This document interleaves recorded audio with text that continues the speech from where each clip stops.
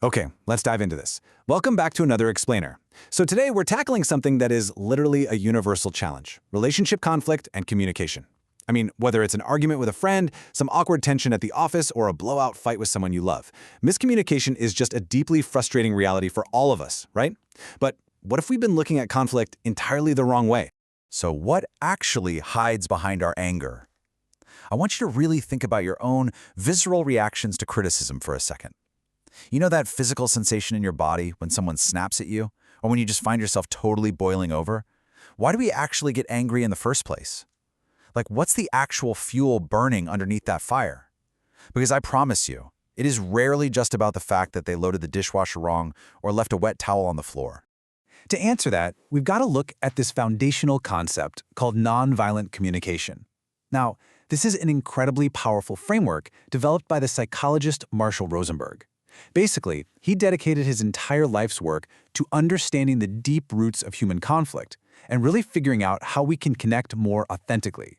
And this framework, it's the exact lens for the massive perspective shift we're going to explore today. Now, what's really interesting about this slide is we are setting up for a total paradigm shift. We have to completely reframe how we view negative behavior. In fact, Rosenberg made this one observation that, honestly, it might just change the way you hear every single argument and every piece of harsh feedback for the rest of your life. Here's what he observed. He said, every criticism, judgment, diagnosis, and expression of anger is the tragic expression of an unmet need. Take a second and just let the profound weight of that phrase hang in the air for a bit. The tragic expression. Notice he doesn't just call anger a mistake, right? He explicitly calls it tragic. So let's dig into what that actually means in practice. What Rosenberg is basically saying is that beneath the harsh, abrasive surface of judgment or anger, there lies something surprisingly vulnerable. It's really just a simple unmet desire. When we see someone yelling or heavily criticizing us, we're actually witnessing a profound lack of something they deeply need. They just don't really know how to voice it directly. Okay, let's apply this to a super everyday scenario, the partner case study. So picture this. You're really frustrated with your partner. Maybe they totally forgot to do a chore they promised to do, or they're just completely checked out scrolling on their phone after a long day. You know the feeling. The frustration bubbles up, and it feels incredibly natural in that exact moment to just lash out and criticize them. But here's what's actually happening behind the scenes in that moment. When you criticize your partner, you aren't just pointing out a flaw. You are expressing a hidden unmet need.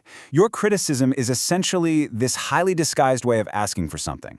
You might be craving support, maybe some attention, or just validation.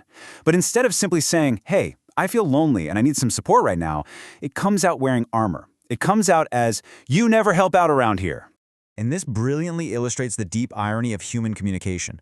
When you criticize someone immediately like that, it almost always results in the exact opposite of what you actually want. Think about it. If your disguised need is for your partner to be closer to you, well, lashing out is definitely going to make them defensive. They're just going to immediately pull away. Which brings us right back to that specific, incredibly powerful word Rosenberg uses: tragic. It is a tragic result, because the very act of lashing out pushes away the exact thing our unmet need is so desperately craving. We end up building a wall when what we really want is a bridge. It's a completely self-sabotaging cycle, really, that leaves everyone involved feeling totally misunderstood and disconnected. So, the crucial point is, how do we actually stop the tragedy? Well, we have to pivot away from the problem and move toward empowerment. We need something a lot better than that knee-jerk reaction. And thankfully, the framework gives us a clear path forward, which we can call the reflection solution. Instead of criticizing immediately, you just pause and do 3 things. Step 1, reflect on why you're angry. Just acknowledge that raw feeling. Don't judge it. Step 2, reflect on what you actually want. You got to dig beneath that anger and find the hidden unmet need. And finally, step 3, reflect on where it's coming from.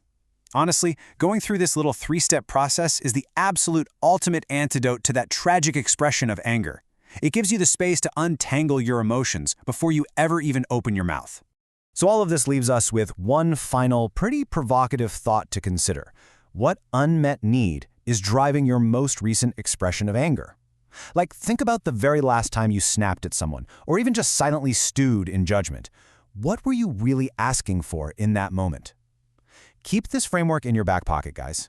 The next time you feel that familiar urge to criticize, just pause, look past the anger, and find the need. Thanks so much for diving into this explainer with me, and I'll catch you on the next one.